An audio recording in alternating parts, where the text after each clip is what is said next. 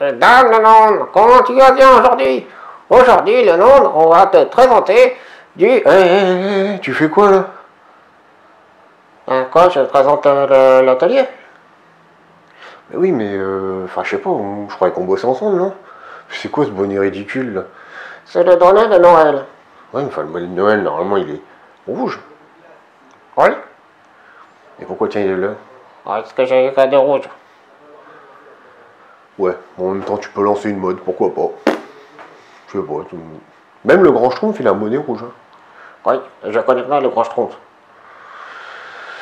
Ok, bon, je vois que t'as encore l'esprit de contradiction aujourd'hui. Oui, j'ai l'esprit de contradiction aujourd'hui. Tu vas répéter tout ce que je dis comme ça? Non, Il va falloir que t'apprennes à te détendre. là juste non. L'atelier qu'on la sert, c'est pour apprendre à se détendre. Ah bon? Oui? Bah, vas-y, dis-leur. Dis-leur, j'avais pas d'idée d'atelier, de toute façon, je veux juste faire une vidéo pour vous souhaiter à tous et à toutes un joyeux Noël, enfin de bonnes fêtes de fin d'année. Oui, de recettes de fin d'année. Arrête de me couper la parole comme ça. Oui, mais c'est bon. Ça veut rien dire ton truc là.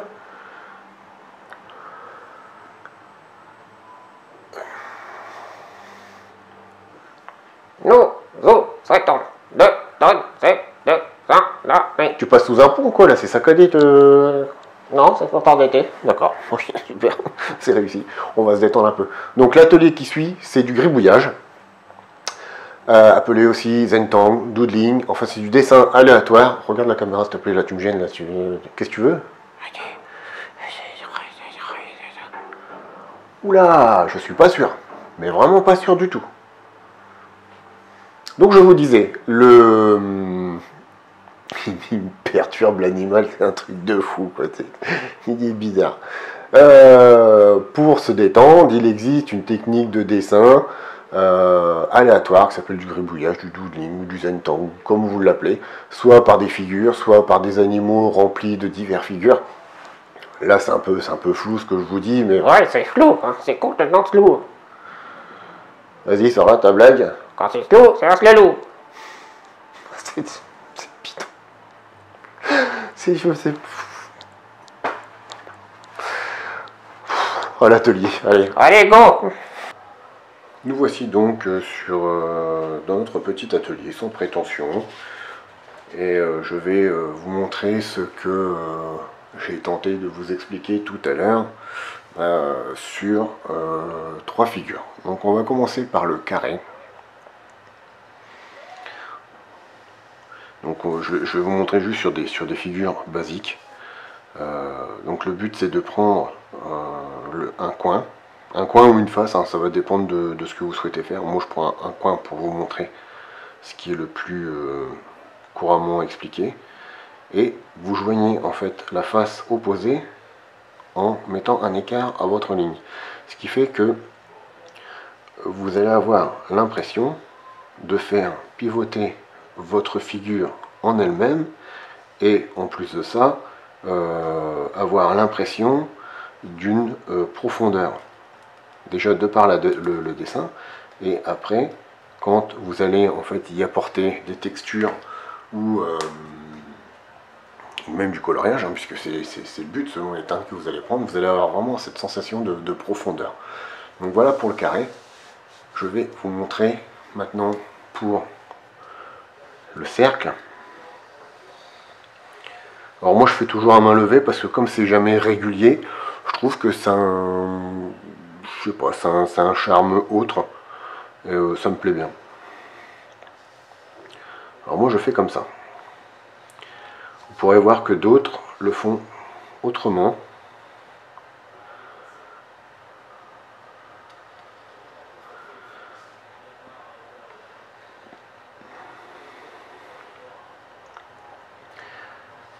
Et ce qui est impressionnant avec le cercle, c'est que selon comment vous allez démarrer, vous allez obtenir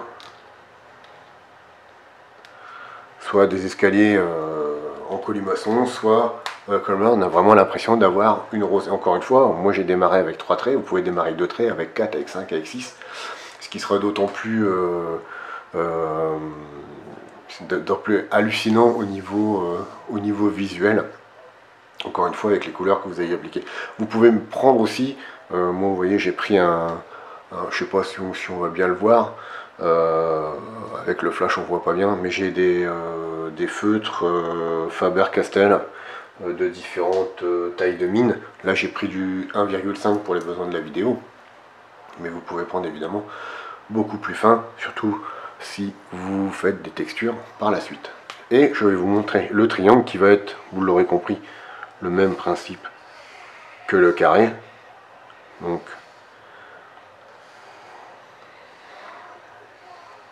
on prend toujours un côté, on tire le trait en y mettant une distance vers son point de chute, et voilà. Alors, ce qui est intéressant là-dedans, c'est que quand vous allez mettre 4 carrés ou 4 triangles ou 3 triangles ou 2 triangles côte à côte, vous allez avoir un dessin complètement aléatoire selon de quel sens vous allez attaquer votre carré. C'est-à-dire que si vous attaquez votre carré ici, donc si vous attaquez votre carré ici et qu'à côté vous allez avoir un autre carré, admettons, d'accord, donc vous attaquez votre carré ici.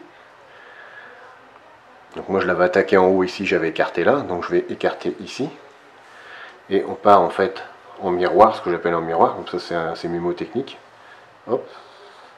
Bon là je le fais un peu à la cochon, hein, mais je suis pas encore outillé pour avoir la caméra vraiment en adéquation avec ma position pour dessiner. Et bon là je ne les ai pas collés volontairement les carrés, mais vous pouvez vous apercevoir que vous avez une espèce d'éventail ici. Et là vous pouvez répéter les carrés, encore une fois, juste au-dessus, en démarrant on va dire d'ici, et vous allez avoir ces figures-là en fait en effet miroir. Et selon sur quel support vous allez travailler, moi je vais vous montrer après en photo, j'ai fait un dessin qui fait 55 cm par 65. Et c'est juste hallucinant ce qu'on arrive à faire comme motif. Ça, ce sont les motifs basiques. Il existe aussi beaucoup de dessins qui sont comme ça, où vous dessinez en fait la silhouette d'un animal, peu importe lequel, et vous faites des remplissages comme ça, aléatoires. Donc là, je suis parti sur du cercle, du triangle, du carré, mais vous pouvez très bien avoir un animal comme ça, par exemple, hein, qui peut ressembler éventuellement à un chat, et vous partez comme ça. Après, c'est vraiment aléatoire. Hein. C'est comme vous le sentez. Moi, j'ai pour habitude de dire, je décide de rien à l'avance, en fait. Je ne décide même pas de ce que je vais faire. Aussi bien que pour la peinture, parce que vous allez voir aussi, je fais aussi des toiles. Et je me laisse guider, en fait. Donc je me pose, je prends mon stylo, je me laisse guider. Ça peut paraître absurde pour certains, ça peut être pas mal pour d'autres, chacun se reconnaîtra ou non. Et moi c'est comme ça que je fonctionne, je ne décide jamais rien à l'avance. Ou alors j'ai une photo dans la tête de ce que je veux faire, et tout se met en place par la suite. Donc ça c'est vraiment pour se détendre. Maintenant je vais vous montrer le dessin que j'ai fait, et celui pourquoi pas que j'ai en cours. Et vous allez voir, c'est juste hallucinant. Allez, je vous souhaite encore de passer de bonnes fêtes de fin d'année. Ne mangez pas trop, ne buvez pas trop. Et moi je vous dis, en essayant d'être un peu plus régulier, en 2018. Pour vous partager des petits trucs d'astuces, de la peinture, de la photo, enfin... plein de choses à partir du moment où c'est créatif. Voilà. Allez, ciao!